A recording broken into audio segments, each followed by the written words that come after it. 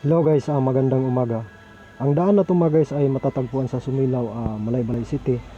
At ang biyahe na naman natin ngayon mga guys ay papunta tayo sa Cagayan de Oro City at saka sa Zamboanga City.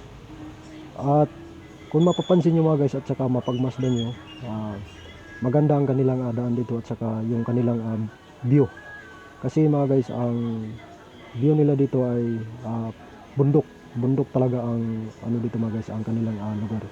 At hayaan nyo mga guys, hindi lang dito magtatapos ang ating video. Marami pa tayong gawin na video. Pipilitin natin mga guys na makapag-upload tayo ng video at saka yung mga magagandang views ay ipakita natin at may i-upload rin tayo dito sa ating FB. At saka may maihanda para sa inyo at saka maihandog. At maraming salamat mga guys. Magandang umaga at saka God bless all.